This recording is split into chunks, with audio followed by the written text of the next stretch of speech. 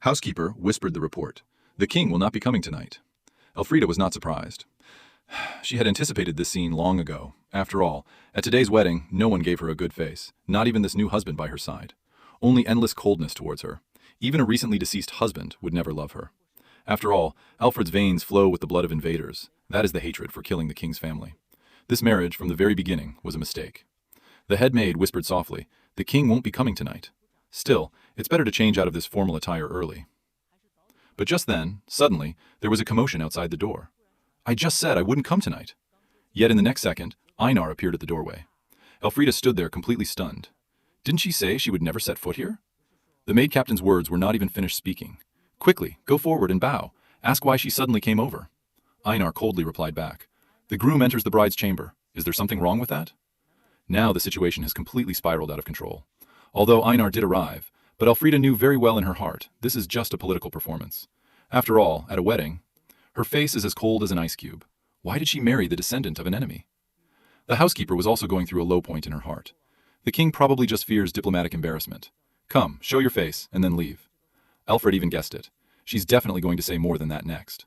"I'll leave right away." But what ended up happening? Einar had no intention of leaving. Instead, looked at the maids coldly. "What are you standing here for? Get out."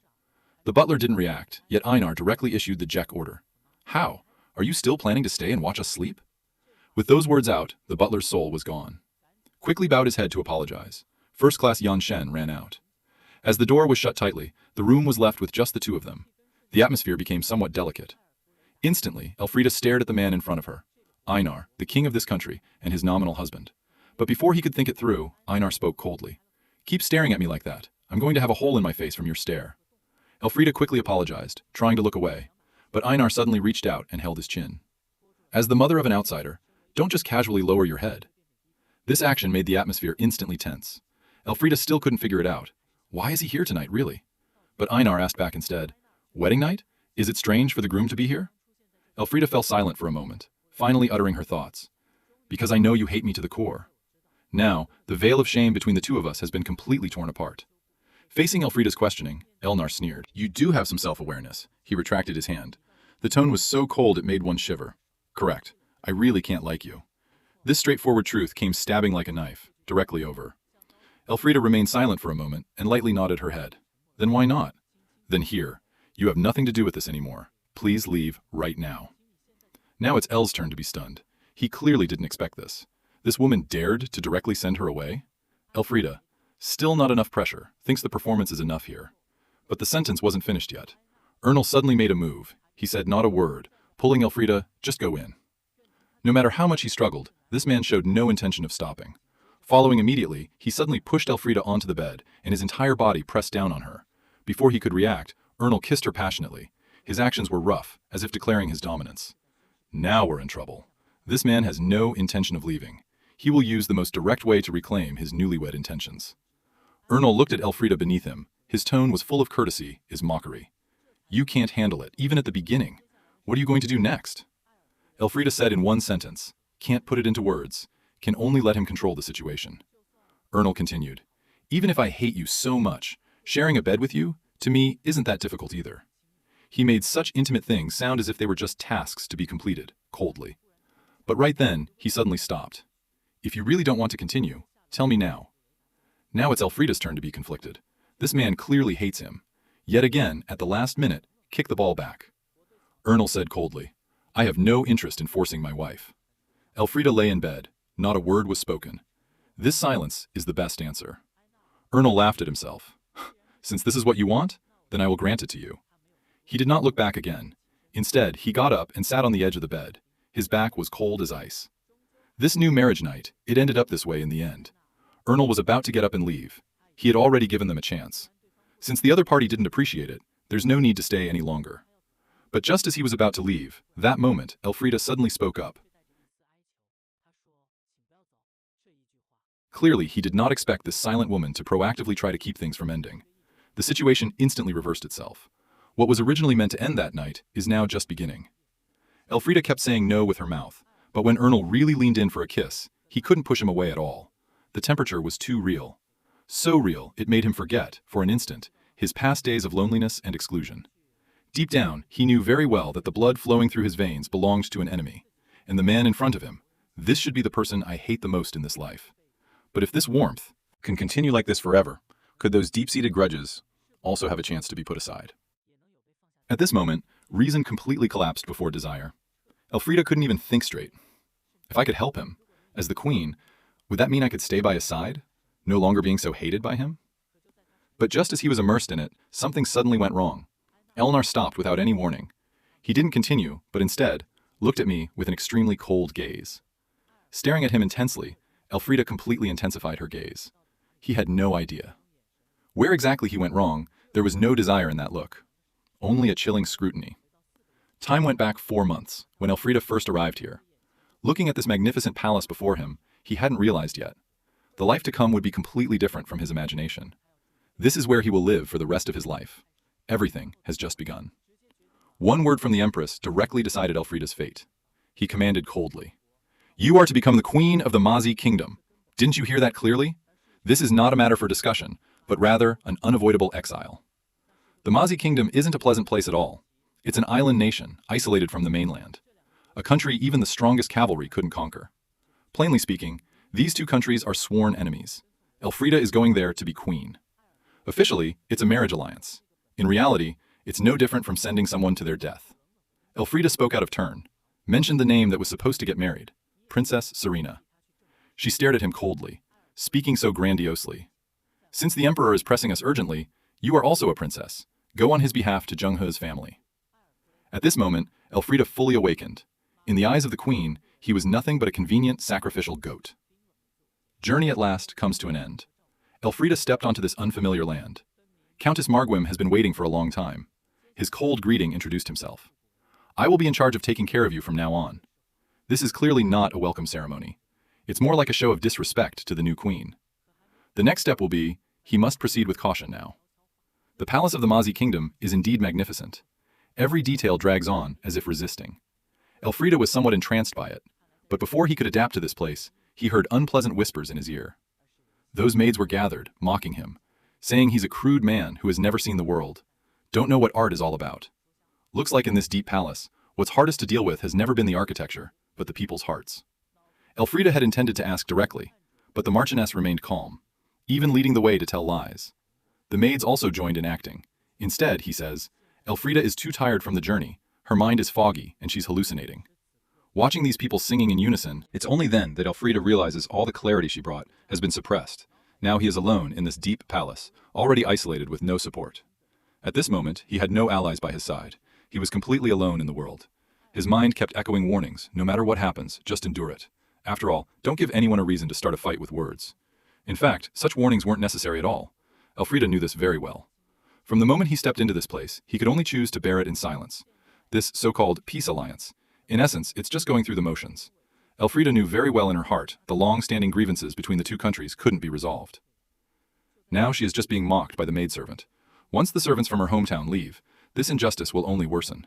No matter how he resisted, it seemed to only leave him in a bind. Just then, Countess Juan's cold voice rang out from behind again. Elfrida had come to her decision. Since there was nowhere to run, she could only drag out days like a living dead person. He humbly asks when he can meet the king, but Countess Huku has a cold smile on her face. Using the excuse of being a blind man, she casually brushes him off. This is clearly to keep him waiting on the side, letting him perish in this deep palace alone. This goes too far. Elfrida sits alone in an empty room. She may have to sit on this cold bench for a long time, finish all the tasks, and stop for a moment. Loneliness hits instantly. Elfrida found herself with nowhere to go. He could only lie on the bed trying to escape reality through sleep, but it was too quiet around him. Although this feeling wasn't unfamiliar in a foreign land, this pain seems especially hopeless. He was very clear in his heart. Everyone here would hate him. But it no longer mattered anyway. After all, from the beginning, he had been fighting alone. Czech's fundamental creed became Elfrida's persistent nightmare. He was taught from a young age to please everyone, just by always smiling, and just by doing nothing wrong. Wouldn't he be liked anymore? As he daydreamed aimlessly, a heavy footstep sound suddenly echoed. Suddenly breaking the silence of the night, he thought it was the maid coming to change the light bulb. The door was slowly pushed open. The owner of these footsteps clearly means no good. But the footsteps sounded suspiciously off. Too heavy for a maid. Elfrida suddenly realized.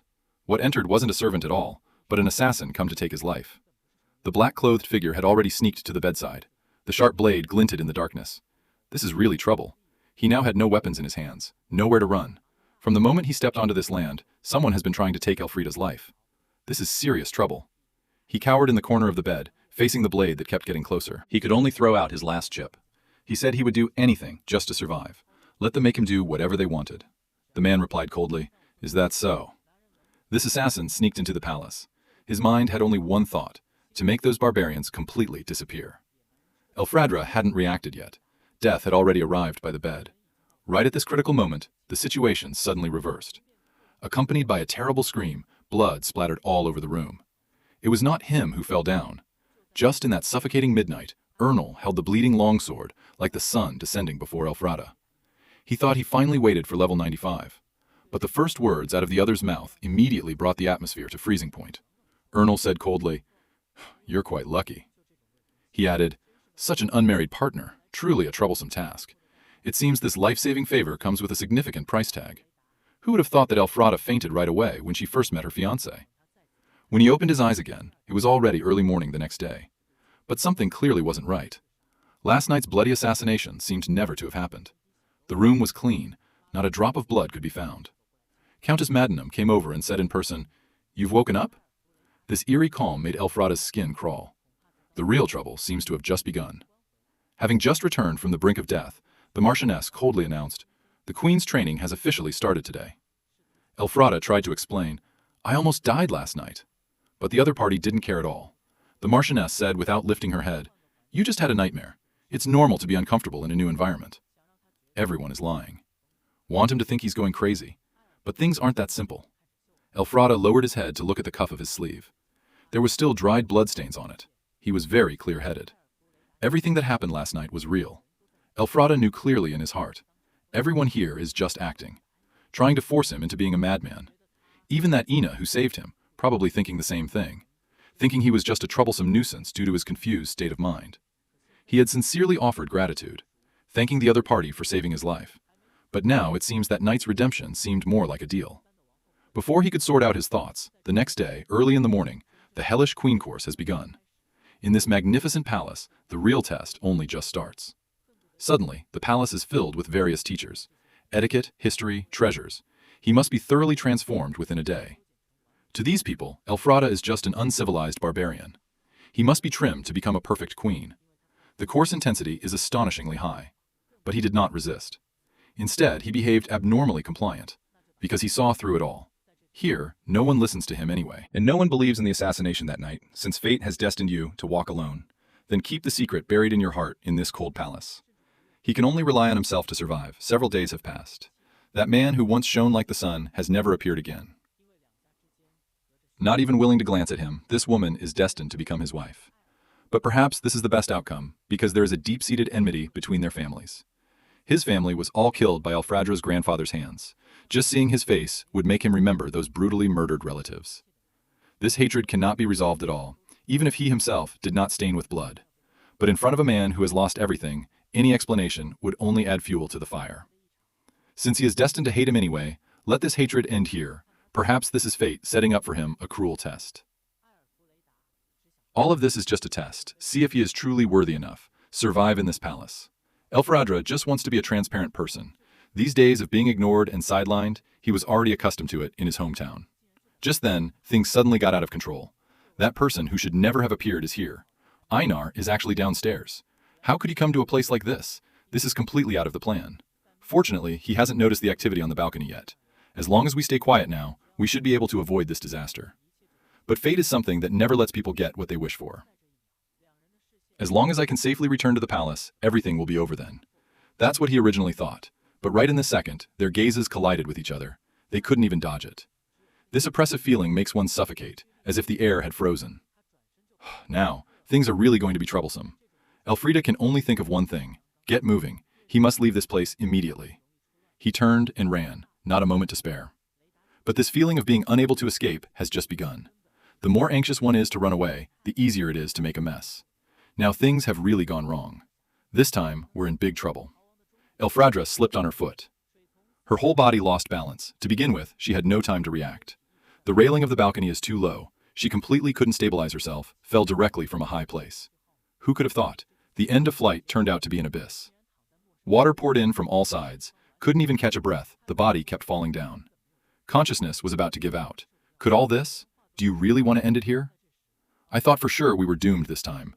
But when I opened my eyes, I was lying on a strange ceiling instead. I've never seen this place before. It's inside the Taiwu Palace. There's no room like this here. I feel terrible. Can't even speak. Just then, a voice came from beside the bed. You've finally woken up. The female servant in front said, "This is the central palace where the king resides." The doctor advised her, "Rest well, don't move around randomly. Now we're in trouble." Her body hasn't fully recovered, but she heard an even worse piece of news. Central Palace? How could she be here? What shocked her even more was it turned out to be the king himself. She brought her back with her own hands. Just as she tried to sit up, struggling, it was pressed back by the maid named Ren. Maidservant personally persuaded her. Her body is too weak now, she can barely speak a word. She must follow the doctor's advice and rest properly. But her mind simply wouldn't quiet down. Only one question raced through her mind. What on earth was the reason for it? That person who should have hated her the most, the one who should have watched her die, actually saved her. And not just once, but multiple times. This is really something else. What exactly was she thinking? Alfred was still sleeping soundly. He was extremely weak. At the same time, the atmosphere in the study was chillingly cold. Einar was busy handling official business. His pen never stopped moving. It was when Robert stepped forward, whispering a low call of, "My lord, now we have some action." Showing up at a time like this must be about that woman. Robert brought a secret letter, sent by an agent who was dispatched. The content of this letter is not simple. It's all about the internal affairs of the neighboring Matari Empire, Einar said coldly. Those people say they want to build up the country on the surface, but in secret, their military power has been constantly growing. Although the current emperor is a mediocre fellow, he is still his father's only son. Absolutely cannot be taken lightly. Einar thought of the deceased Gunnar. That man, even until the very end, would never use his own country as a bargaining chip. Now, that man's daughter is in his hands. That thrilling moment, Elfrey fell into the cold water. Einar was by the shore. In the study, Robert whispered the report. The assassination attempt at Taiwu Palace last time. Surely Piss Marquis was behind this mischief. Although a warning had already been given, but the bond of fate has not ended. When Einar announced he wanted to marry this woman from an enemy nation as his queen, it was like stirring up a hornet's nest. The entire country was against this marriage. This arranged union. From the very beginning, it was destined for change. To marry this woman? Einar used benefits. Forced everyone to be silenced, forced everyone to bow down, and opposition never stopped. Einar had thought that by adding more people he could ensure everything went smoothly. Who would have thought even among the guards there was a deadly traitor hiding? Robert sighed. Fortunately, your majesty arrived personally at that time. Otherwise, this situation wouldn't have been salvageable. But this woman really has a strong constitution. After experiencing such things, she can still remain so calm. Simply can't get rid of trouble. Einar looked coldly ahead. This arrogant streak, just like his despicable grandfather, exactly the same. I wonder how long it has been. Elfrida finally opened her eyes. Although the fever has subsided a bit, my throat is still hurting badly. Irene hurriedly leaned over. I really slept soundly this time, a full 15 hours. Elfrida has no time to rest. He must figure it out right away, how to get to Taiwushi Palace. Elun was stunned for a moment, clearly didn't understand why the queen was in such a hurry, but still pointed in the direction. Honestly, Elfrida stood up and was about to leave. Irene is now in a panic. How could that work? The imperial physician warned repeatedly, absolutely, bed rest is required. But Elfrida's attitude is very firm. The Taiwushi Palace still has people waiting for him. Irene is really not at ease, insisting on personally escorting him. But Elfrida smiled and gently declined. This child truly has a kind heart. Too bad the road ahead can only be walked alone. Elfrida personally bid him farewell. Then he pushed open the heavy door alone, leaving only Irene behind, standing blankly in an empty room. Walking down the splendid corridor, Elfrida seemed like a transparent person. The servants around him went about their business, completely treating him as if he wasn't there. This cold indifference of being abandoned by the whole world. He has already gotten used to it. But his body hasn't fully recovered yet. Every step feels like he's draining his energy. He must hurry back to Taiwushi Palace. If he keeps going like this, the situation might spiral out of control. Truly, misfortunes never come singly. Elfrida is rushing along, urgently. He bumped into someone at the corner. Before he could steady himself, looking up, it turned out to be him or her. This is trouble now. The other party asked coldly, "What are you doing here?" He bowed and said, "Saluting March's son." But the sentence was not yet finished. The situation has completely spiraled out of control. Air doesn't buy this at all. Just grab him and take him away. Now we're in trouble. What exactly does he want to do? With this collision, the distance between them is getting dangerously close. Air stares at him coldly. It seems to want to see through his disguise. Return to the study room, Robert reminded from the side. This woman is very cunning. She definitely has a sinister side. Sinister. Ethereal worm. attached to this word, fidgeting with the documents in his hand, but his mind had already flown away. He recalled that moment just now. That woman was clearly panicking. Now, this is interesting. Which one of them is truly her? That moment just now has been constantly swirling around in his head. She is either trying to avoid me or deliberately trying to catch my attention. The answer is obvious, really. Alfredra knows exactly what's going on in her heart. She knows I don't like her. So she didn't mention the first night thing at all. This woman is not at all pure. She knew very well that playing dumb was the smartest move now. But for some reason, Ather felt inexplicably irritable inside.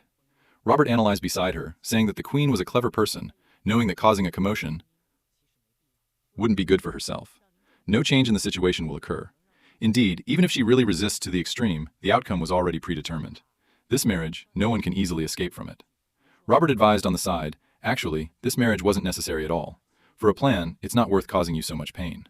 Although it could make the plan more perfect, the cost is too great. E here directly interrupted her, saying coldly, "Stop talking." Actually, from the moment she heard her attack, he felt a knot in his heart. That disgust couldn't be suppressed at all. Especially when he saw her lying on the bed in that half-dead state, it made him extremely agitated. This score will likely not be easily settled. At that moment, he really harbored murderous intentions there, wanting to act directly. One chat leads to 100 more. She even thought about it. When she fell into the water initially, it would have been better if she had drowned then and there to avoid all this trouble now. To achieve the greater good in the end, she must endure. Just thinking about the final victory, I can suppress the current disgust. In a blink of an eye, she has already hugged her tightly to her chest. Elfragila spoke in person.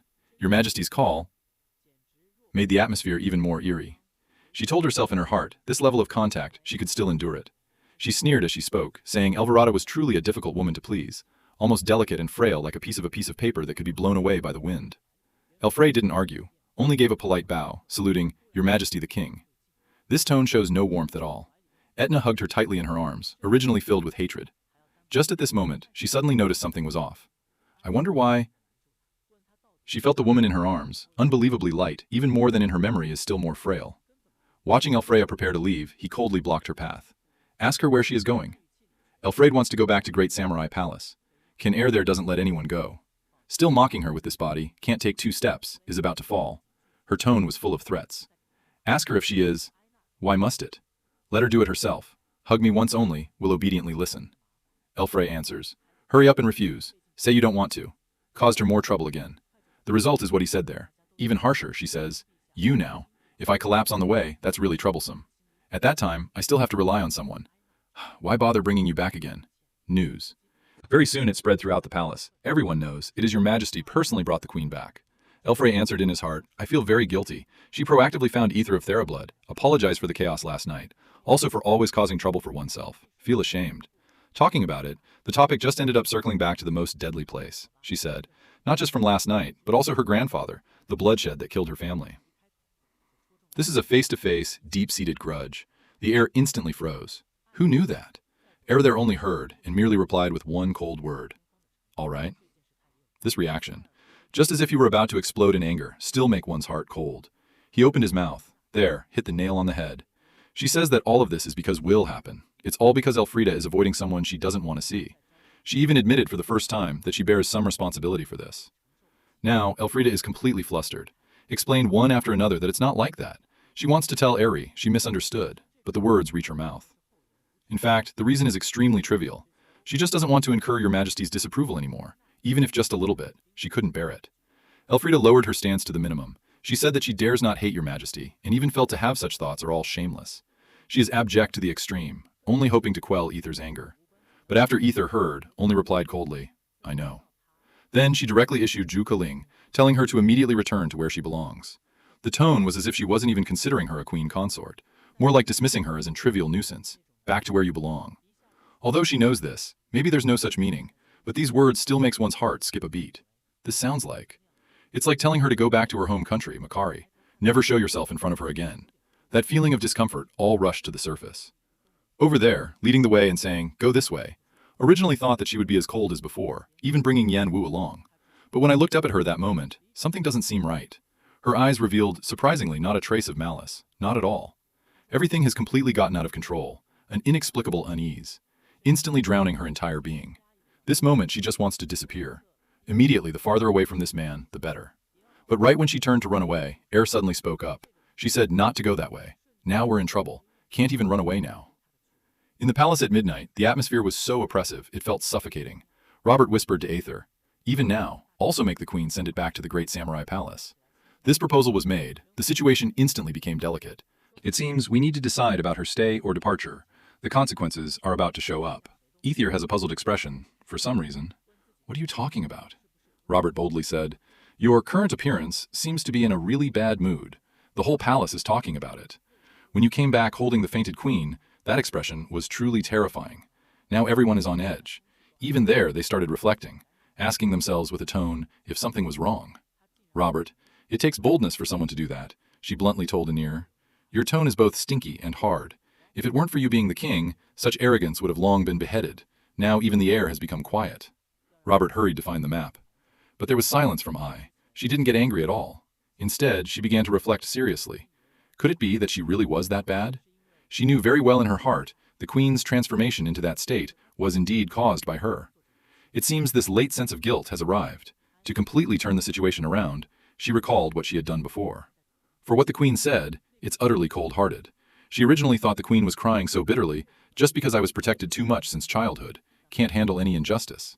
She never thought that either. She did all of this just because I don't want her to dislike me. He is really having a big headache about that now. She was torn, but still stubbornly insisted. She really is a hassle, the more she tried to deny it.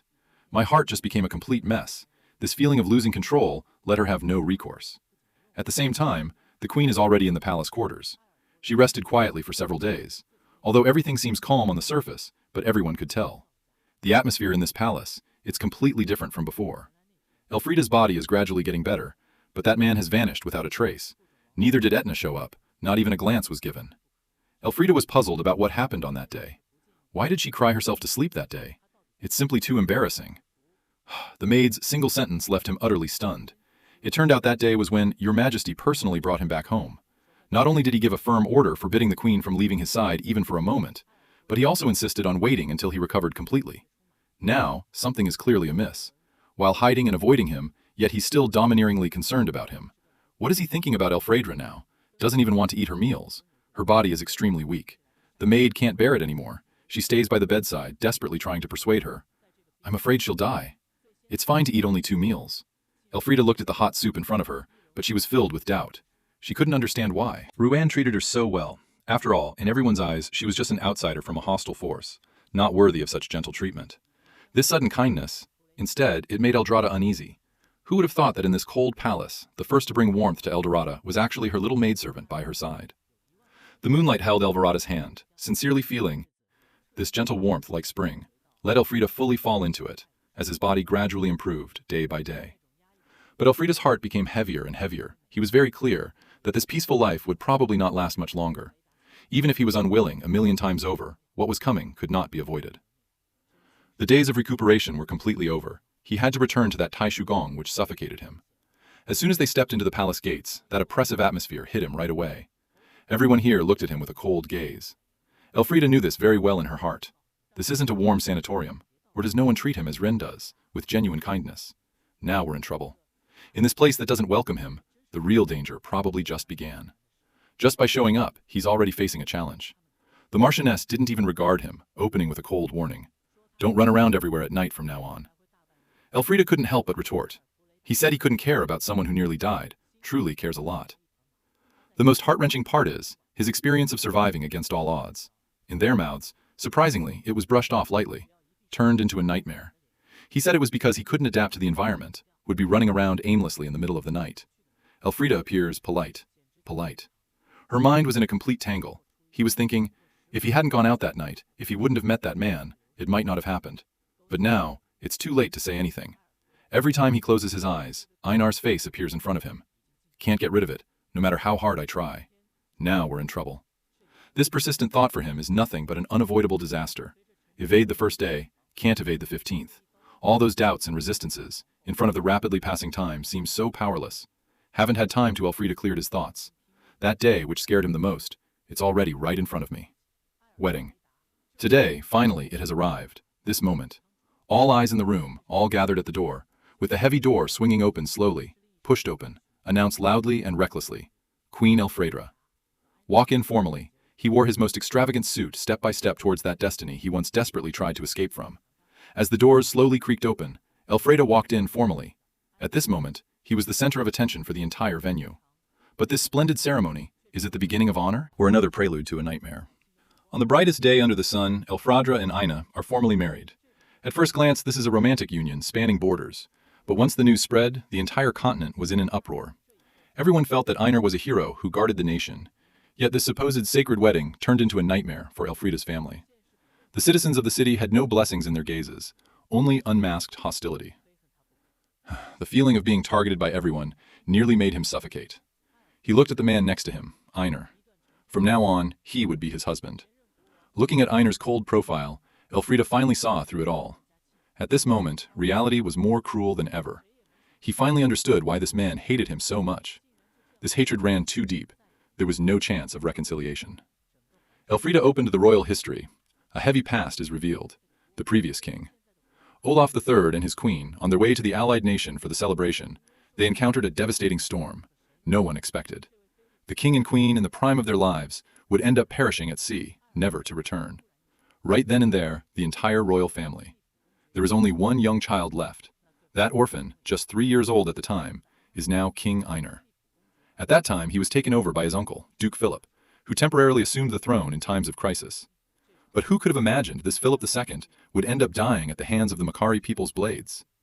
Elfrida suddenly realized. This is quite a heavy blow. Since Duke Philip also has his own son, then who would inherit the throne in the end? Why is it Elfrida as his nephew? It turns out that Duke Philip went to war that year. Not only did he die on the battlefield himself, but even his son Anders died together. This brutal war made the Maki people hate the Makari Empire with a hatred that could drown the sea. In such a blood feud, Erner took over from his uncle and ascended to the throne. The first thing he did after taking office? It's time to completely tear our faces apart, cut off all contact with Makari. The two countries were already natural enemies. Who could have thought the Makari Empire has surprisingly bowed down to apologize? This arranged marriage, thus in blood and guilt, it has begun. Elfrida knew very well in her heart, this is nothing but a wicked fate. He recited Erner's name with great affection, but his mouth was left only with a bitter taste. Can't believe it. What is he thinking about? How can I marry a woman from an enemy nation? It's the murderer of his uncle. Erner is now thinking, definitely feel like I've had it rough. The most ironic thing is, even in this suffocating situation, my heart is still beating so fast. This heart, you've really disappointed me to the utmost extent. The priest asks on the stage, does the groom wish to love him for eternity? Erlender's expression remained blank. He dryly replied, with a try. Ironically, this cold demeanor actually relieved Elfrida if he showed more sincerity. That's a cruel lie. With the final mile marker, these two people, each with their own thoughts, have officially become husband and wife. At the ballroom scene, golden and splendid. Yet, as Queen Elfrida, she became the most awkward presence. Someone nearby said with a sneer, since no one came to greet us, Your Majesty should probably go back and rest early. Everyone can tell. This isn't concern. It's clearly just waiting to see the fun. But this kind of neglect actually makes him feel peaceful. Since no one welcomed him, he was happy to stay alone. As Anne's banquet wasn't over yet, Elfrida dismissed her attendants, wanting some peace and quiet alone. This grand wedding, none of his relatives could attend, as the delegation met with a tragedy at sea. In this foreign palace, he became a true solitary figure. Ironically, this situation of having no relatives around him turned out to be a relief for him. Elfrida had originally wanted to stay alone, but at the end of the corridor, she unexpectedly ran into an old acquaintance. Looking at Selena in front of him, Elfrid shivered slightly, gently called out the other person's name. There was a tone of defiance in Selena's voice, exuding a sense of intimacy. Ask him how he's been lately. This warmth stands out particularly in the cold palace. Selena smiled as she sized him up, remarking that he had lost a lot of weight, wondering if the food here wasn't to his liking. The tone sounded calm, but the truth behind it was heart-wrenching. Selena was actually the only legitimate princess of the Makari Empire, and she was truly the golden branch and jade flower. If she could have been born a year earlier, the Empress wouldn't be suspected of not meeting him. That Elfridrad, this illegitimate son, there was no chance to be brought into the house. Forget about the queen's position altogether. Elfrida looked at the woman in front of her. There's a sense of guilt from being entangled in a nest of troubles. He feels this extravagant wedding dress should have been on Selena instead of him, this illegitimate child. But he clearly heard that the delegation's ship had died at sea. How can Selena be alive and standing here, facing Elfrida's questioning? Selena just smiled and said, the princess's wedding. Why not a single relative came to see her? Serena's smile hid daggers. She said she rushed here by fast boat, not for catching up on old times. The next words made Elfrida feel like falling into an ice hole. Serena told him to use that pretty face of his to seduce the king here, just to pay back the king's child could seize power without losing a single soldier or unit. Elfrida was completely dumbfounded.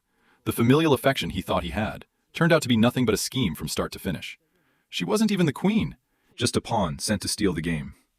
Selena's words utterly shattered Elfrida's illusions. She originally thought this arranged marriage to seek peace between two nations, to make up for past mistakes.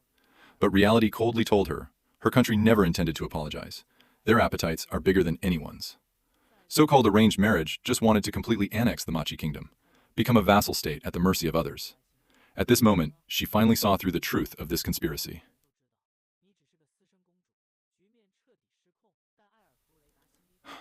A mother like me, letting my child carry a curse for their entire life.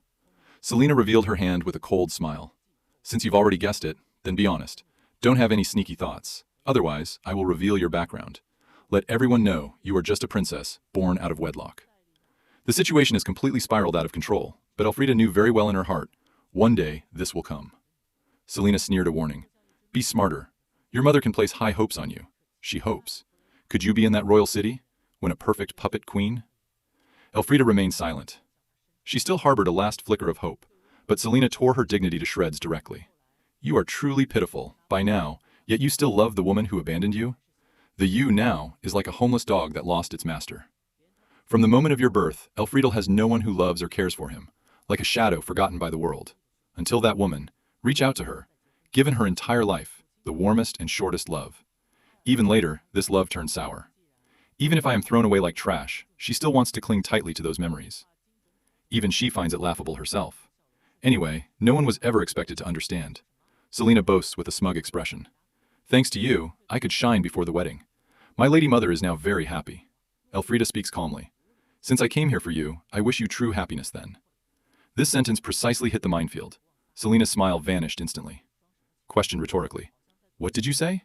Haven't even had a chance to... Elfrida realized. Crackling sound of a clear slap echoed through the room. Selena completely broke the rules. She is an unreasonable bitch. Now they have completely broken their faces. Selena made sure to sprinkle salt as she left. Mocking her for pretending to be noble here. Acting like you're making some great sacrifice. She smiled coldly in reply. All right then. Then I wish you happiness too. But this blessing behind it hides the deadliest curse. May you and that enemy's offspring grow old together. White-haired Selena walked away without looking back. Only Elfrida is left alone, standing in the cold moonlight. One person comes out. Could it really be a mistake? Elfrida laughed at himself sarcastically. Selena, that crazy person, simply doesn't care at all. Is anyone here? It's right to open the guard immediately, to avoid them seeing me humiliated. She is clearly already the mother of a nation, yet she still lives so pitifully. This sense of shame almost suffocates her. At this moment, she suddenly notices something amiss. In the shadow of the balcony, there stands a person. Look at that uniform. It's Anna. What's going on here? The swelling on his face is worse than I imagined. Elfrida instinctively reached out to block. Her mind was in a mess. This posture absolutely cannot be noticed by her. Eris gradually approached. Her tone was so cold it made one shudder. Do you think I would believe this nonsense? You're pulling my leg, right? She stared at that glaring wound and directly exposed the lie on the spot. This is clearly beaten up by someone. It's too obvious. Now she can't hide it anymore. Since you don't believe me, then I don't need to explain further either, Alfred. Just pour the bucket of water and dump it. So what do you think? So I can't do anything about it? Alar fell silent for a moment. She replied coldly. All right then. Anyway, this has nothing to do with me. She turned around and prepared to leave. Before leaving, but she left behind one last sentence. Elfrida sat in front of the mirror. Her mind was filled with the scene of their confrontation just now. She was in a complete mess inside. Actually, she should have sounded softer just now. There was no need to make things so final. She had to make her hate me. She gently touched her cheek. The swelling had subsided significantly. The irritation in my heart could not be suppressed at all. The expected news still came through. The maid whispered the report. The king will not be coming over tonight. Elfrida didn't feel surprised after hearing it. After all, they had argued so badly just now. How could she possibly show up again? Actually, this is also good. Now that we know Makari's plot, she can't act like nothing happened when facing Einar now. Rather than continue living in false lies, she would rather be ignored on their wedding night, even if it means paying a price. She also accepted that. She had thought being a neglected queen would allow her some peace and quiet. At least in this way, she could face Einar with a clear conscience. But plans are always outpaced by change. The comeuppance came too quickly. Just as she thought she would spend the night alone, That man actually pushed the door open and walked in directly, pressing her into his embrace. Einar stopped his actions. His tone carried a hint of restraint. If you don't want it, just tell me directly. I have no interest in forcing you. All reason crumbled at this moment. Elfredra finally realized he couldn't bear to push her away. In this pitch-black midnight, she's like the only light that illuminates her path. Even for just a moment, she wants to hold on desperately. Elfred, reaching out to grab her cloak. The first time he let down all his dignity. Your Majesty, please don't leave. Einar stopped in his tracks, turning to look at this unusual wife. The situation changed completely at this moment. This plea for him to stay became the final straw that broke his rationality. Elfrida finally stopped avoiding the issue. Please don't go. Einar didn't hesitate further. She responded in the most direct way to Elfrida's request. At this moment, all secrets and conspiracies seemed completely forgotten. Elfrida was immersed in the other's embrace, even feeling a sense of illusion. This moment's tenderness let her temporarily forget all the loneliness. As if, as long as this continues, those painful pasts could truly be completely erased. But reality is far more cruel. The blood flowing in her veins is that of the ones who killed her family. She humbly prays, if he still has any value to her, if he can continue to stay by her side like this. Could it bring about an opportunity for her to no longer hate him so much? This kind of companionship, bought with kindness, can it truly erase the hatred in Earl's heart? The warmth just now vanished instantly without a trace. Elfrida hadn't reacted yet. The atmosphere had completely changed. Elle's icy eyes were like a bucket of cold water poured over her head, snapping her out of her false illusions in an instant. She was all too familiar with this look. This is the most genuine expression she has. She finally saw the reality at this moment. So-called warmth was just an illusion. The light falling on Elverada was actually a hunter enough to wither her. Even if bodies are pressed close together, that bone-chilling meaning still permeated to the core. This might be her punishment. I have to spend the rest of my life with one person. Men who always despise themselves share in everything together. This companionship bought with meagerness let her fully realize her place. And what if one day, this withered heart, can it bloom again? By that time, she can't be like before anymore. Is it a genuine smile? Eldnar's coldness became her lifelong affair, a cage you can never escape from. In the splendid palace, Elfrida is still asleep. Who came back and nobody noticed? The atmosphere changed instantly. The Marchioness stared coldly at the bedding. She directly ordered all of these items to be burned. Is this fire meant to completely erase her existence, or is it just a warning? Elfrida didn't know. The danger had already approached closely. The Countess looked at the woman on the bed. Everything is covered with wise creatures. In her eyes, this barbarian doesn't deserve to lie here. She muttered a curse under her breath. To say this is to defile the queen's bed. At that moment, that hand suddenly reached out. Kill her directly. That would be too easy for this fake. She can't forget how the true queen died in pain and despair. Since the true queen suffered that much, this woman who took her place won't die easily either. She wants to let Elferada know, little by little, wither away completely in pain. The plot is brewing in the shadows. The maid whispered her assurance to the Countess. Everything will proceed according to plan. And on the other side, Robert couldn't help teasing. Everyone looks gloomy. How can you be the only one in such a good mood? Einar replied coldly. The groom goes to meet the bride. Is there something wrong with that? Robert put away his smile, reminded her, if that woman has your enemy's blood, this is way too suspicious. The servants in the palace are gambling, betting on whether Einar would go to the new room last night. Robert won with a golden coin, stashing everyone's wages in his pocket. Einar replied coldly, you're really quite ruthless. In truth, no one knows Einar went to see that woman for a more secretive plan. She intends to use this so-called peace proposal to set a trap for the Empire instead. Robert reminded her, if she neglects her bride on their wedding night, it would be equivalent to declaring war directly. Everyone thinks you're not afraid of war at all. Einar was silent for a long time. She wasn't afraid of losing, but didn't want to see any more of her subjects die in vain for revenge. To her, protecting the living was far more important than revenge. Since the Makari Empire made the first move, that Einar didn't need to bother with so-called noble ethics anymore. She stood by the window, her eyes radiating a fierce determination. Since the other party wanted to play dirty, she would see this through to the end. She picked up a cup of hot tea. Robert watched from the side. Can't help but comment on it. Your Majesty, your actions are truly meticulous. After drinking this cup of tea, the situation might have to undergo a complete reversal. Even during the wedding banquet, Elfrida's life was not easy either. At the desk in the middle of the night, files are still piled high like mountains. The Marchioness in his eyes sneers from the side, saying she served, Your Majesty, last night. It's not an excuse for laziness today. Elfrida didn't say anything, although her body was very uncomfortable, but she still wanted to do her best with the task. Just didn't expect it either. This schedule was dragged all the way into midnight, she replied with a faint tone.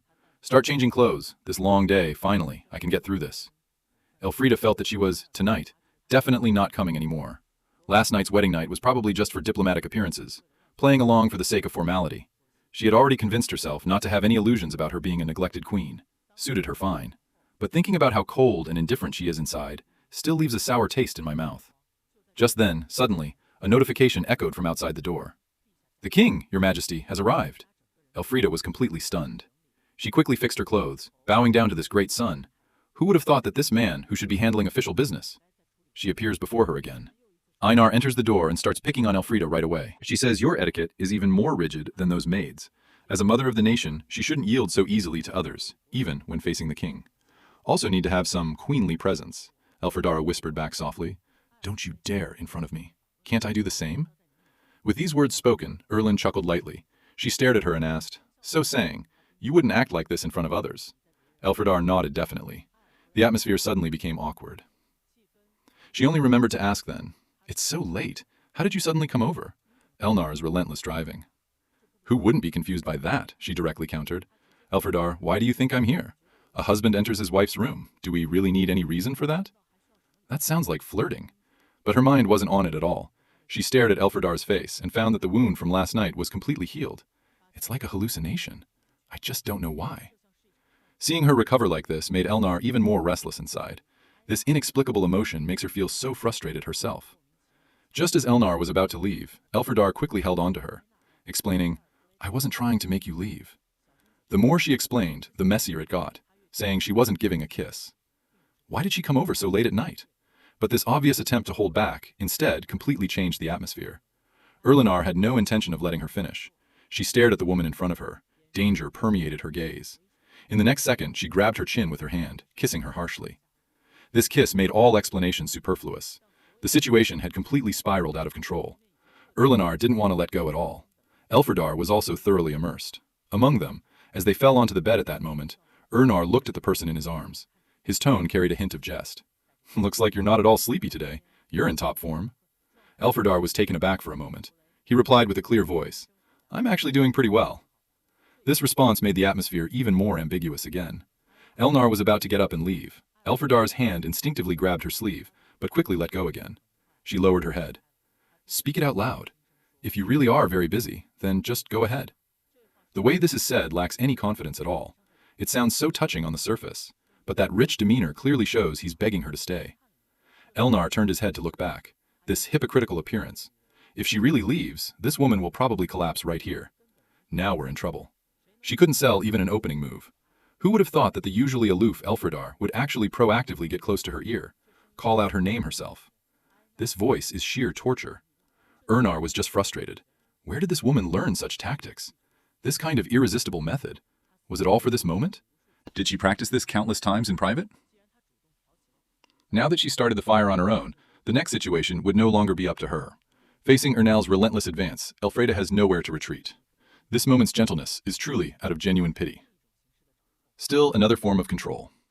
No one can say for sure. She eventually closed her eyes. Stop thinking about those complicated grudges, just wanting to be in this moment of peace. Find a little bit of reliance. Night has grown deep, under the magnificent chandeliers. Only 2 weary souls remain in this silent room. Elfrida softly urges her. "Since you're tired, why not rest here for a while longer?" Who knew that Erlon would not appreciate it at all? Instead of asking with a cold tone, "If I'm not tired, do you plan to kick me out?" This manly statement instantly cooled the atmosphere. Erlinar had to stand up and leave, and said that if she felt uncomfortable, she could go outside to wait. Elver quickly stopped her. "Are you going out like this?" Arnar looked down. Now this is awkward. Walking out of the room with clothes askew? That's really jumping into the Yellow River, and still can't be washed clean. Seeing Arnfried's shy expression. Because of one question from Arnfried, it became subtle instantly. She suddenly asked about, "Have you seen Princess Selena? You usually treat your younger sister. Are you also this polite when talking?" Elfreda explained, "I'm not yet used to the language and rules here, so it always comes off a bit restrained." Elnar spoke directly enough. "Since you're not used to formalities, then just drop the formalities." She closed her eyes and reminded her, "You are now the queen here. Your every move represents my will." Elfrey repeatedly recited that word. This identity sounds very noble, but the weight behind it, it's probably heavier than she imagined. She has already made up her mind. Never be a piece in my father's chess game. Even if there were really children in the future, they would only be trained to become guardians of this place. These words carry enough weight. She has clearly stated her stance. She will not hand this country over to anyone. Elnar listened intently. She personally responded, I will remember what you said today. If we can truly reach that point, then the situation going forward will be completely different. The room was quiet in the deep night. Erlan sat by the bed, watching the sleeping Elfrida. Perhaps only in this way could that guilt in her heart be slightly alleviated. She couldn't help reaching out, wanting to touch that face. Could the other person's dreamy sigh make her instantly stop her actions? She looked at her own hand, suddenly falling into self-doubt. What exactly am I doing here? This contradictory emotion made her entire being go haywire. There were some things, it seems to have exceeded her control. The Makari Empire's plan is really effective. Wanting this woman to seduce me, have a child, and then return the entire country as a gift. Such things she absolutely won't allow to happen. But Einar can't understand. Clearly they are sisters, Selena. Why treat her that way? This twisted relationship makes her feel inexplicably annoyed inside. At the end of the day, she just can't stand it. A woman with Queen Ma Chi's title lives without any dignity at all. She says she doesn't care and has no interest in investigating those old matters. Yet her steps continue unceasingly. Blood debts must be repaid with blood. Einar always remembers his uncle and cousins it was killed, in whose hands this debt can't be settled properly. She stood by the bed edge last, looking at the sleeping woman, reminded herself that, apart from revenge, she had no reason to stay here anymore.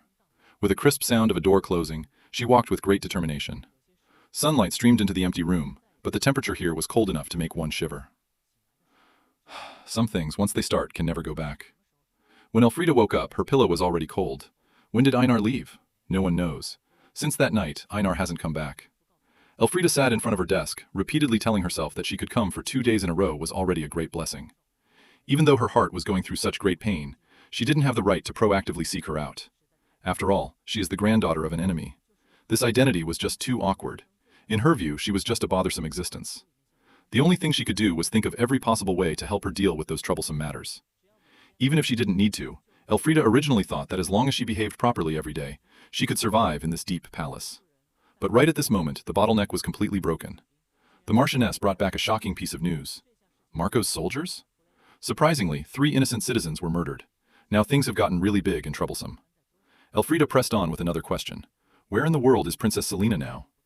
Ink spilled on the table, spread out like blood. Just as Selena was preparing to return home, the unexpected still happened. Elfrida rushed to the palace and immediately asked Princess Selena if she was inside. But the 2 female servants at the gate didn't dare say a word. Things were indeed not right. She couldn't think about this anymore, pushed open the door and barged in. Elfrida blurted out as soon as she saw him, "What does this mean?" Serena, on the other hand, calmly sipped her tea, simply said it was just retaliation. It turned out that a few days ago she had been walking down the street. Everywhere she could feel hostile glares. Those civilians even mocked her in public. They say these nobles, even if it's dressed in great splendor, are just pearls painted with lipstick. Those passers-by have no idea, death is right beside them. The soldiers couldn't bear the humiliation and beat them half to death directly. And all of this was with Selena's tacit approval. She set down her teacup and spoke coldly. Those who dare to insult the family deserve death. However, Elfrida could no longer listen. Regardless of what she heard, killing was still too much. Selena sneered. Setting down her teacup, she pressed forward step by step. Should I just stand there? Let them humiliate you? She pointed at Elfrida and mocked. Are you trying to make me like you, a fool? No matter how I am treated, will you just bear it in silence? These words out of your mouth, their relationship plummeted to freezing point. Elfrida directly revealed her hand. Warn him to be smart about it. Otherwise, if he gives the other side a reason to fight, trouble will ensue. But Selena wouldn't listen at all. All she could think of was to make those barbarians completely disappear. Just then, Elfrida dropped a bombshell. You didn't hear about the Emperor's orders before you came here? Have not heard the imperial edict of His Majesty yet? Selena was taken aback for a moment. But the reply she got was, Your Majesty wants you to behave yourself. Elfrida finally stopped tolerating it. She stared at Selena coldly and said, Go back and give His Majesty my message. In this place where danger lurks everywhere, if I make the slightest mistake, my head might have already been replaced long ago. Directly silenced Selena to the point of speechless. Selena was thoroughly enraged. She gritted her teeth and accused, You dare mock me? Before the other party could react, she rushed forward suddenly. She fiercely cursed Elfrida for lacking manners. It's not her place to lecture herself. Accompanied by a shrill scream, Elfrida was pushed hard to the ground.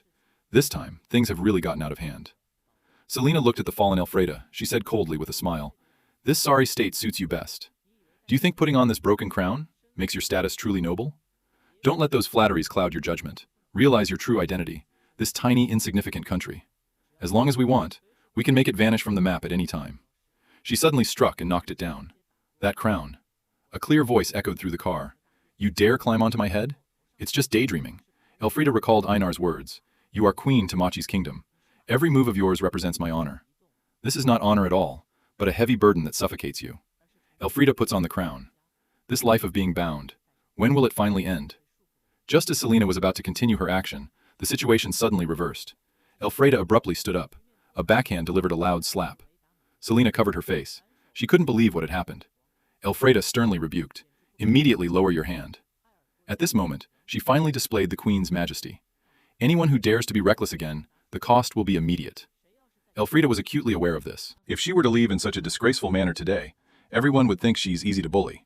And if it gets out that the noble queen has been humiliated unilaterally, then this political alliance might be completely ruined. Selena was furious from being beaten up. Pointing at Elfrida, he swore loudly, but this slap is just the beginning. Elfrida clenched her fist. Since the other party isn't giving us any face, then no one will have an easy time of it. She sneered at Selena. Don't cry over a single slap. Selena's words came out in a rush due to anger. Could only watch her turn and leave. This round, Elfrida won decisively, leaving only the maids in the hallway to stare blankly ahead. Since she already slapped the shirt earlier, Elfrida decided to come up with an excuse, saying it was just a sibling quarrel. Anyway, outsiders always think people from their hometown have no manners. This prejudice. Now it becomes her shield, although this method doesn't sound very dignified. But as long as she can suppress the matter, reputation and such are fundamentally unimportant. She silently comforted herself inside. Everything will turn out fine in the end. Eldrad just felt he handled it well. If I had just slunk away earlier, I would really have no face to meet people later. But who could have thought that, when he looked up, Einar was actually standing at the far end of the corridor. Although she didn't come out on top this time, she still didn't want this man to know, see her current miserable state. She gritted her teeth and performed the salute, but inside, she was in a complete mess. Now, how should she explain this to her? What just happened earlier? Elfrida was just about to turn and slip away, but Einar directly spoke up. Leaving her with no time to think, she asked coldly, What trouble have you caused again? Elfrida had to grit her teeth and lie. They said they had a fight with Selene. Einar stared at her. That look clearly indicates misfortune. Elfrida feels uncomfortable under everyone's gaze. She said hastily find an excuse due to too many people around. Turning around, she wanted to escape this place of trouble and strife. Einar smiled coldly as he spoke. It seems that your majesty the queen always blows my words away like wind. This sudden princess carry came as a shock. Elfrida hadn't reacted yet, but in the next second her entire body was directly launched into the air, exploding outward. This princess carry was too sudden and unexpected. She couldn't help but let out an involuntary scream of fright. It seems Ernal has lost his patience. He's not planning to give her any chance to escape anymore. Ernal threw his cloak over her, ordering her to cover up. At 10 o'clock, not even a strand of hair should be visible. She held onto him like that, moving through the corridor carelessly, completely ignoring others' gazes. Ironically, right at this moment, Elfrida actually felt a sense of security. This rare stability was a feeling she rarely experienced in her lifetime, hiding under the cloak of invisibility. Elfrida told herself she must absolutely not lose control again. In times like these, she feels fortunate about only one thing, just that Ernad couldn't see her face. This cloak became her last defense, helped her shield against all the embarrassment and vulnerability. Since you're going by the title of Queen Consort, every move she makes represents the royal family. But this rich look still hit by Ernar perfectly. She stared at Elfrida and asked, This is the result of your efforts? And your lips. What happened this time again? Elfrida immediately rebutted. Not just me who turned into such a wealthy state. There are more than just me. Elfrida admitted her mistake proactively. She felt like hitting the princess. It really undermines the queen's dignity. I didn't expect that Bernard didn't care at all, as long as it wasn't for nothing. In her eyes, it doesn't count as embarrassing. She even gave him a cold reminder. Queen, you remember this. We never suffer any loss in our family. If someone slaps us once, we must return it twice as much. The rules Ernar spoke of made Elfrida flinch slightly. She nodded in agreement, indicating she had already taken note. Although Elnar shouted, It seems like he's concerned about her injuries. But when she wanted to talk about the conflict just now, the other party suddenly changed their expression. She coldly threw out one sentence. You only need to do your duty as queen. Don't ask any more questions about anything else. Erlan warned the queen not to interfere, because this situation is far beyond what she can handle. The meeting room was already in a complete mess. The officials were all agitated and indignant.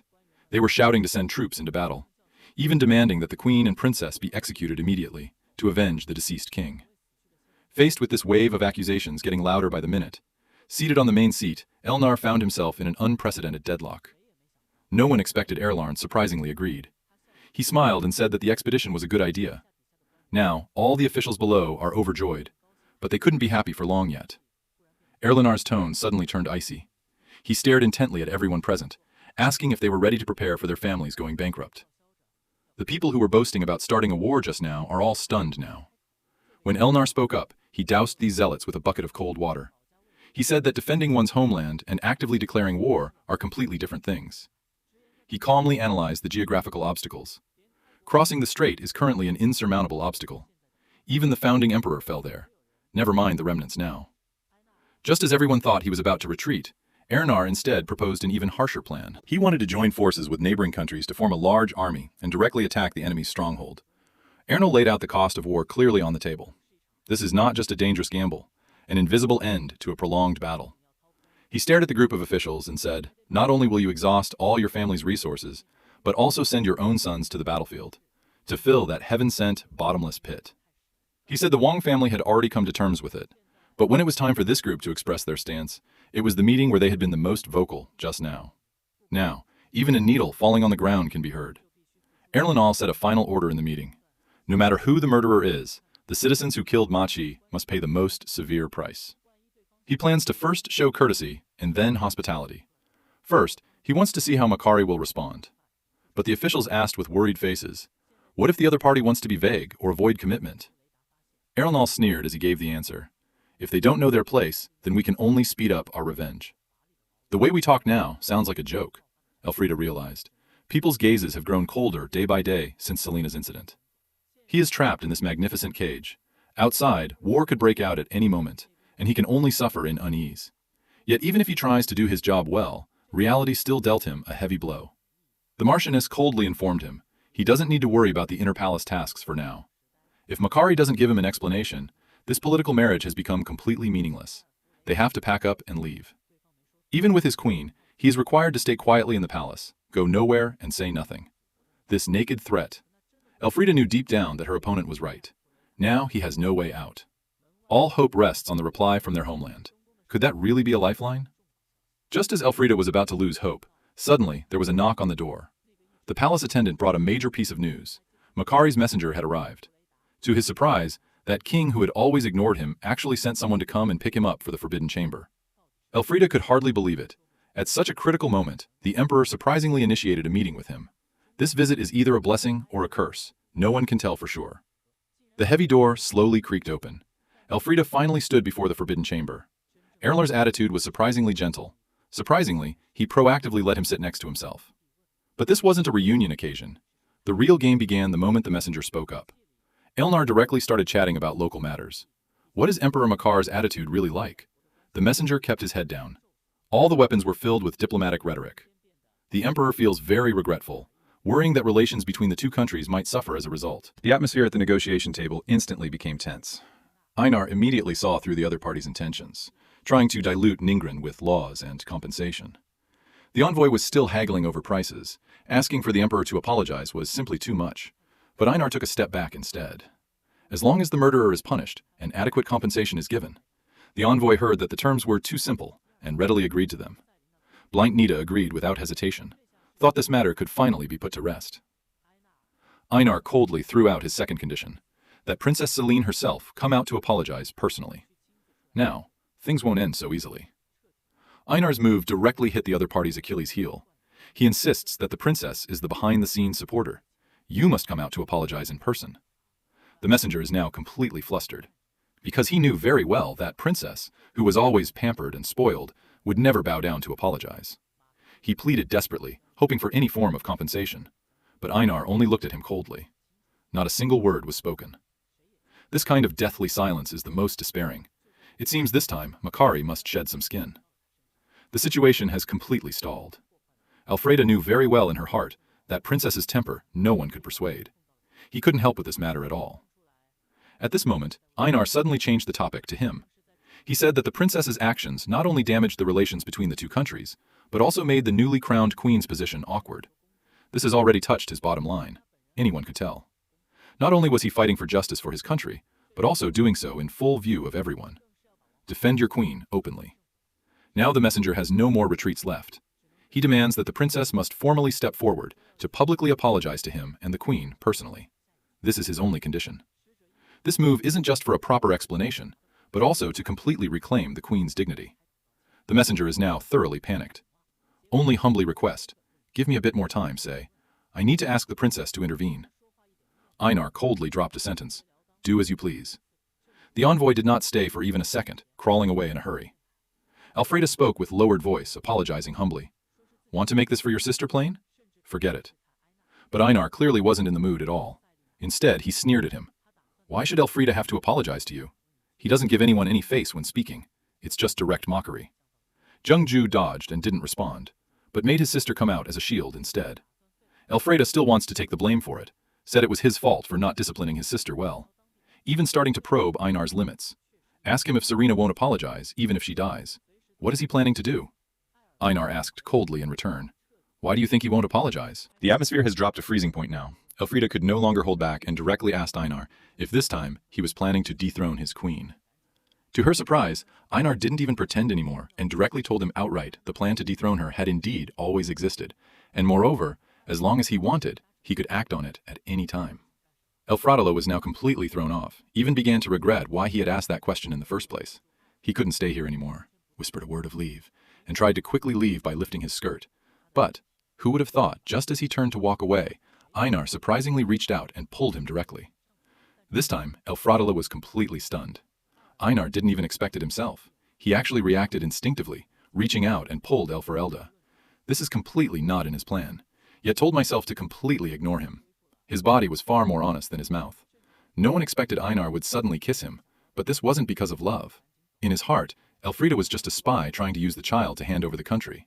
So whatever he did, he only thinks it's all acting. After the kiss, he immediately returned to his cold demeanor and even asked back, isn't this what you've always wanted? If you don't want to stay, just leave quickly. In his eyes, Elfrada really isn't a queen, just a temporary placeholder woman, and even made him feel slightly annoyed. By the next day, Serena surprisingly came looking for me, specifically asking to meet Einar and Elfrida. Einar could immediately tell that the other party had bad intentions. Elfrida felt that something was completely off.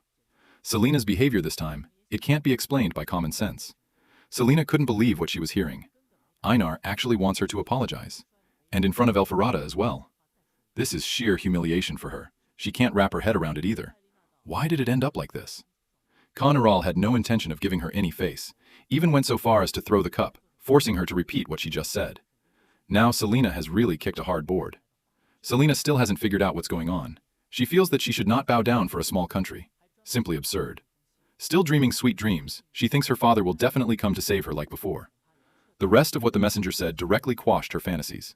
The emperor not only had no intention of cutting off relations, but specially sent someone to bring a letter over. As soon as this letter is opened, Selena's last support, Selena's last resort, seems likely to collapse completely. The emperor's personal letter is very clear. This must be a bow down. For so-called greater good, Selena must swallow this bitter pill. She understands more than anyone. Her father wants to use Elfradra without losing a single soldier, annex Maseg. But understanding is one thing. Just thinking about kneeling before that woman Selena couldn't get past this hurdle in her heart. Selena held back for a long time. Finally, she had to admit her mistake by lowering her head. But she never expected that Arnar had no intention of letting her off so easily. Not only did she want Selena to apologize to herself, she also specifically demanded an explanation from Selena to the queen. Selena still wanted to get away with it by being vague. The result was immediately exposed by Ernal. Now she really has no way out. She can only admit defeat in front of everyone. To that woman she looks down upon the most. Elfrida originally wanted to say something to advise her, but seeing Ernal's cold and distant demeanor, she suddenly understood everything. This is not about protecting someone's heart, nor was it to avenge her. Ernal is trying to take advantage of this opportunity. Completely tamed Makari, and her so-called queen merely part of this power game. The perfect excuse Selena is still acting there. To just brush it off with a light apology. Even wanted to solve it privately, good for keeping some face. Result, Ernar laughed out loud after listening. She doesn't buy into this at all, mock Selena in public, say she dares to go privately to find the queen. Not getting another kindly slap would be considered lucky. These words are literally piercing to the heart and soul. Selena stood there struggling to say a word for half a day. Selena was clearly furious now. The messenger next to him just wanted to say a few words of advice, but ended up being rebuked directly. Selena said coldly, "Shut up." She clenched her fists and whispered an apology, saying he brought trouble to his sister. But the tone makes the listener hardly sound like they're apologizing. The messenger quickly steps in to smooth things over. She says she hopes this little detour won't affect the friendship between our two countries. Her diplomatic words are flawless. Ernar finishes listening and smiles. The tone doesn't reveal any emotion. She said, "Of course not.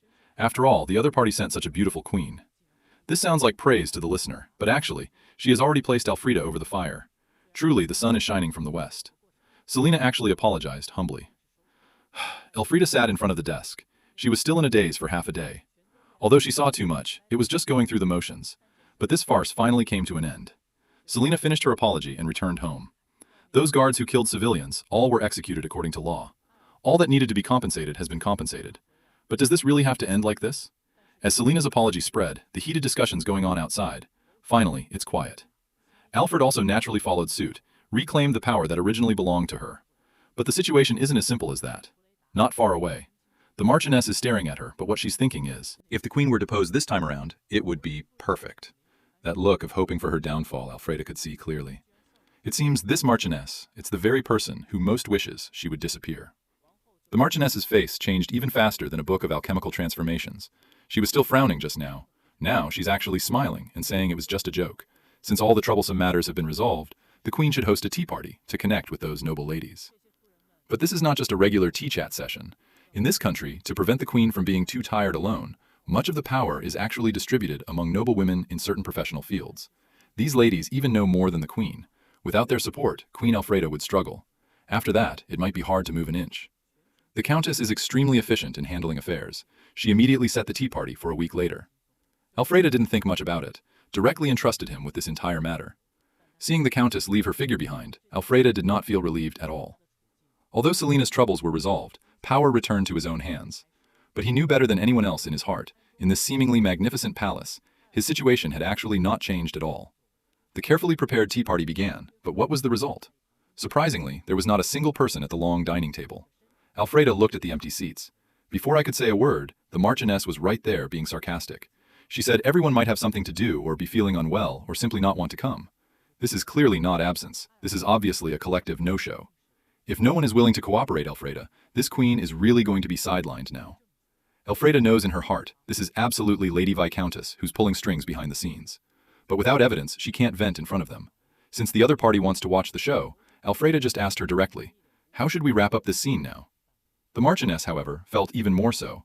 She innocently expressed that she had no choice either, and she also added a cutting remark. She said, if everyone doesn't approve of the queen, so that's why they all skipped it together. Or she can't change other people's minds anyway. That's just slapping herself in the face in front of everyone. Facing this awkward silence, Elfrida hasn't given up yet. She even proactively lowered her stance to understand what these noble ladies like.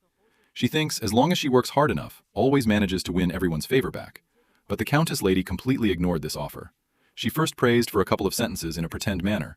Then she suddenly changed the topic. The martial artist started coughing as if speaking. She said she was feeling unwell. Her whole body has been sore since morning. To avoid infecting the queen, she needs to take a few days off to go home and rest. This move of cutting the root while drawing out blessings is really too harsh. Her only helper is also leaving. Now Elfrad is completely isolated with no support. The Marchioness's carriage is really well maintained. She will have to take a whole week off just by speaking up. Even before leaving, she doesn't forget to shift the blame, making Elfrad go find a maid for help. It's obvious they're acting. Kylindra couldn't be figured out. Can only let her go quickly with no choice. The originally lively tea party now is left with just awkwardness everywhere. Late at night, the place is quiet. The entire palace is eerily empty. Elfrida sat alone at the table, no one to consult with around me. This position of queen, it's probably harder for her than she imagined to sit through. Elfrida had no intention of sitting and waiting for death. She started asking each of the maids around her to find out more about those noble women, but ended up with a face full of dust. No matter who she asked, they always find excuses to avoid it, either saying they don't know each other well, or saying the payment hasn't been made. Seeing name after name struck off the list, Elfrad knew very well. Everyone in this palace is wary of her. Under the flickering nightlights, she could only silently tough it out alone. The road ahead will only be harder than now. The tea party has been a disaster for 3 full days. The situation is still as stagnant as ever. Elfrida found out she was completely cut off. The Marchioness's methods are even harsher than expected. Not only did she handle those noble ladies, but even the maids below were controlled by her, obediently and without complaint. Everyone is deliberately avoiding the queen. This soft violence is the most devastating. Not only are they cold and distant, but they even refuse to share any useful information. Elfrida now has nowhere to turn. To God, if this continues, she will truly become invisible in the palace. The only way is to borrow your majesty's authority. But this is considered a last resort by Elfrida. She doesn't want Einar to think that she can't handle even such a small matter. And she definitely doesn't want him worrying over trivial things. But if they don't approach her, how can this deadlock be broken? Truly, as soon as Chow was mentioned, he arrived. Elfrida was worried about something. Einar surprisingly entered the room late at night. She quickly stood up to greet him, explaining that she had been so engrossed in her thoughts just now that she didn't notice your majesty's arrival. Einar, on the other hand, was quite straightforward. He immediately asked her if she was complaining because he hadn't come for a long time. Elfrida quickly denied it. Looking at her full face of attachment, concerned words came out unintentionally. For a moment, asked if she had been sleeping well recently. This solitude in the late night made the originally awkward atmosphere add a hint of indescribable subtlety. Einar really has a sharp tongue. Facing Elfrida's concern, she didn't appreciate it at all. Instead, she shot back. She asked Elfrida if she never looked in the mirror before. Rather than worrying about others, she should first see how haggard she looks herself. At this moment, Einar suddenly reached out his hand. Lift up her face. There was a tone of an irresistible sense of pressure. She saw right through it. Elfrida is claiming it forcefully. The ones who truly can't sleep. Actually, it was her own doing. Einar pressed on relentlessly, directly hitting her pain point, asking her what she had been worried about lately. Elfrida still chose to lie. Facing Einar's questioning, she diverted the topic to the Marchioness. Because the Marchioness was sick, that's why I'm a bit worried about her. She even spoke up for those maids, insisting she is doing very well. Everyone is trying their best to help her, attempting to hide the truth of being isolated. But who is Enel? She doesn't buy it at all. Her tone became increasingly cold. So, your current meaning to say, are you completely without any difficulties? Elfrida, still being polite, she quickly assured Einar, I will definitely manage my internal cultivation well. I absolutely won't let your majesty worry about it. As a result, Einar sneered. Since that's the case, then you should really put in more effort. Elfrida hadn't reacted yet. Suddenly, Einar took a step forward and tightly hugged her into his arms. Not just about internal cultivation. In other aspects, you also have to let me worry less. Facing this sudden intimacy, Elfrida was completely frozen. Now, it's interesting. Einar had no intention of letting her go, pressing on relentlessly. No chance to catch her breath. Elfrida whispered to the king. Seemed like she wanted to beg for mercy, but she only replied coldly. Keep talking. Who could have thought? What came out of her in the end was, could I go lie on the bed? Hearing that, Einar sneered. The development going forward seems likely to completely spiral out of control. Einar coldly said, You do seem quite adept at making requests to your husband. She always thought the words Liane spoke in her royal chambers. They say, a fool who can't speak clearly, in the end, as soon as you prod her a little, she'll spill everything. She picked up Ildrada in one arm, but her heart was full of anger. Clearly facing trouble, she could only rely on herself. Why won't they open up to seek help? Even she came looking for me on her own initiative. She still is. This is how the giant rich man looks from 1,000 miles away. She can't figure it out. What has she really done? How much do you hate her touch? Einar asked coldly. Is that all there is? She said with her mouth. Elfrida was being impolite, but turning around, she began executing the next step of her plan. She directly called her confidant. I ran to her side and gave him a death order. Serve the queen closely from today on. Originally, she had noticed that already. That countess clearly had no intention of cooperating with the queen's work. This man is obviously trying to cover for someone. She wants Irene to go over, to provide genuine assistance to the queen. Irene, although received the order, but in the end, that hesitant gaze, clearly there's more to say. Einar asked coldly, Is this your only reason? She clearly doesn't believe. Irene only sympathized with the queen. She took the initiative to respond. Irene appeared quite at ease with her response. She said, No one knows better than your majesty that she would never betray, and she will always be the most loyal servant of Ma Chi. Although Einar still harbored doubts, but she ultimately decided nonetheless. Move this piece over. Just then, suddenly a voice came from afar. Elfred's desperate cry for help. Now we're in big trouble. The Empress's situation, probably more than everyone anticipated. Everything is going wrong. Who could have thought? Honorable mother of the nation. Strangely, I cried so bitterly in my dream. Irene only realized after getting a closer look. Elfre, weaker than rumors say, even for a maid, she always apologizes as well. And gratitude on their lips, Elfrida told Yilun. I'm really sorry, I've caused you so much trouble. Without you, and I couldn't recover this quickly. This queen rules too humbly, in this cold palace. She has no one to talk to at all. She is completely isolated and helpless. Irene looked at the woman in front of him. The heart began to waver. As long as the queen does not touch the country's bottom line, she might really choose to stand on this side. Just as Elfredela alone, the door was suddenly pushed open. She never thought it would happen. It turned out to be Irene.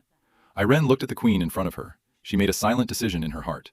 At least for now, she had no reason to. Elfrida greeted her with surprise, asking if she was doing well lately, and even worried. Is something wrong with Einar's side? Irene looked at the queen's thin figure. It doesn't feel right in my heart. She performed a grand bow directly, formally announced his new identity. From today onward, she will serve as a personal maid. Devote oneself entirely to serving the queen. Now the situation is like this. There's finally a turning point. In this cold palace, Elfrida. Finally, I'm not fighting alone anymore. Elfrida looks at Irene in front of her, but her heart started second-guessing herself. She asks softly, "Are you really happy staying here?" She worries it might affect Irene's future prospects. After all, it's rather deserted here, far less promising than the central palace. Elfrida even felt, if Ilyon was forced by the king to come, that really wronged her. Yet Yilun firmly shook his head. She said, "Although it was your majesty's command, but staying to serve the queen was entirely her own wish. As long as the queen is happy, that means more to her than anything." These words completely struck a chord with Elverada's heart. She tightly grasped Irene's hand. Tears of gratitude welled up in her eyes. In this cold palace, she finally waited for the one who truly treated her well. Irene also made the most solemn promise. No matter what happens in the future, she would dedicate herself to protecting the queen. The situation is now finally stabilized. Elfrida's voice echoed. The way Einar had cornered her before. I thought she was angry. But now, her words echo. She actually has a gentle side, too. She held on to Elrine's hand and said, "We are indeed facing some trouble now, and we need your full cooperation, Elrine." Irene agreed without hesitation. In the solemn central palace, Robert directly approached Einar. She got straight to the point and asked, "Why send Irene specifically there?" Einar initially tried to act dumb, but when Robert named them specifically, she gave a meaningful smile.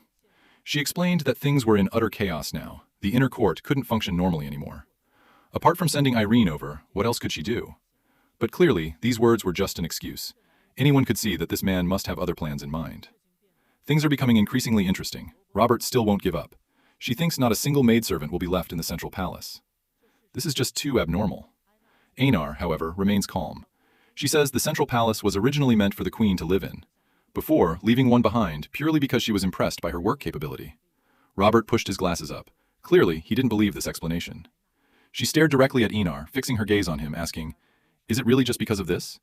Einar remained calm on the surface, but inside, he was already in a frenzy.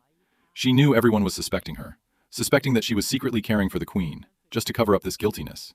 So she decided to joke with Robert, saying that she asked for a rotation change just to make Robert work overtime. Seeing Robert's expression of utter confusion, Einar showed his characteristic evil grin. She thought self-deprecatingly, this absurd notion of caring for the queen, how could it appear in her mind? The more she tried to do that, strongly denied, the more it shows how stubborn this man is. The true answer, probably only she herself knows for sure. In a moment of heart, Elfrida is not just the queen, she is also a special existence. As she watches the busy queen, she silently defined her in her heart. Behind this title lies their deepest rivalry. And it also means, from this moment on, a wheel will no longer just be a spectator. She will protect this woman trapped in the palace using her own methods. The true counterattack might just begin.